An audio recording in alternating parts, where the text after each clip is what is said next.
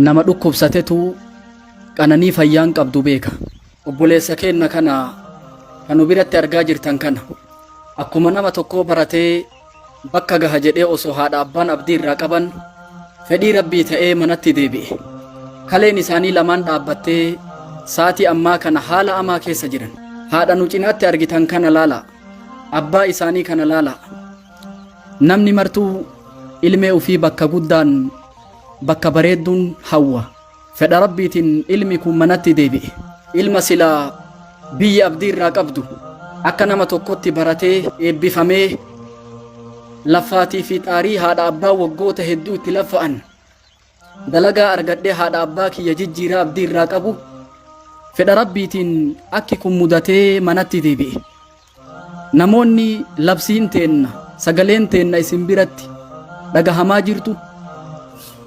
Namni rabbi nan mokkorin jettu, dhukkuba akka maleetiin rabbi nan qabin jettu, obboleessa keenya kana lubbuu haa baraarru. Obboleessa kana haa dhaqqabnu. Namni lubbuu takka jiraachise akka nama lubbuu dachirra jirtuu jiraachiseeti. Kanaafi labsii tana walii sheer godhaa. Aga dandeettaniin obboleessa keenya kana cinaa dhaabbadhaa. Haadha abbaa kana imimmaan irraa haqaan affeerraa kenna. Ummata keenya hawaasa bal'aa warra lafaa carraa duniyaarra jiraachuu ilmi namaa yeroo takka qaba.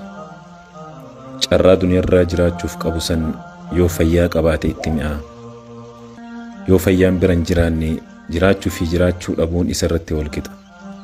Obboleessi keenya Riyaad Jamaal akka eebbifamee yuunivarsiitii irraa bahee ji'a 3 hojii eegale rabbii yeroodhaaf manatti deebi'ee murtii jettu itti dabarse.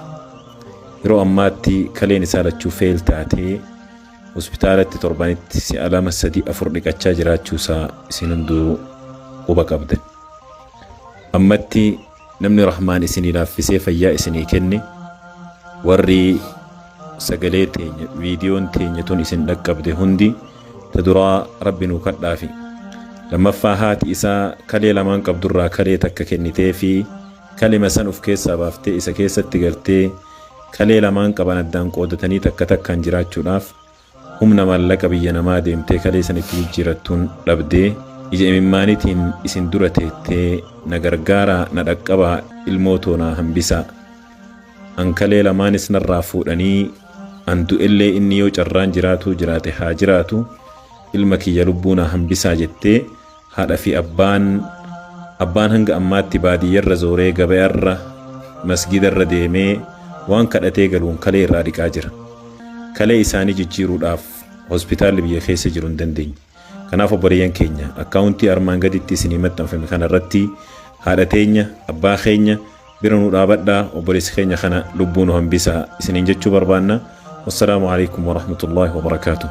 Obboleeyyan keenya obboleetti akhiraa obboleessa akhiraa bakka nuti argamnu barataa Riyaad bira argamna. Kanan dura viidiyoo isinii kaayanii turan inni isa kana baratee yuunivarsiitii irraa xumuree deebi'e yeroo inni hamilee ofii gara hojii irratti xiyyeeffatu qaban rabbii keenyaa itti geettee kaleen isaa lachuu dhaabbatte. Haadha abbaa isaa wajjiin rakkatte. Har'a ammoo guyyaa muraasa keessatti du'aanni silaa naannoo isin gartan kun bakka bakkaa dhufnee bakka inni jirutti dhufnee waraabaa jirra. Rabbiin barakaa isinii haa godhu. Rabbiin keenya gartee waan fedhe dalaga. Har'a kaleen isaa kun torbaanitti guyyaa meeqa dhiqamti? Si'a 3 dhiqamti. Maaliin dhiqan abboonni hiyyeeyyan kana gartee ka harkaa waan qabne kana ila kun haadha ka gartan kana ila abbaan ka gartan kana mucaan fuudhini mucaa barumsa irratti umrii fi fixee har'a gartee hamilee hedduu qabaatuu barbaadu biyya tajaajiluu barbaadu baratee arguu barbaadu rabbiin keenya gartee qaroo kalee isaa irraa fuudhee lachuu dhaabbattee haadha abbaallee waliin dararamaa jirti. Du'aan jirullee waliin gartee qalbiin dhukkubaa jira. Qalbii tee rabbiin dhukkubsin, rabbiin zarii tee dhukkubsin, rabbiin gartee fayyaa guddaa si haa kennu bira dhaabadhaan isiniin jedha. Baarakallahu fiikum.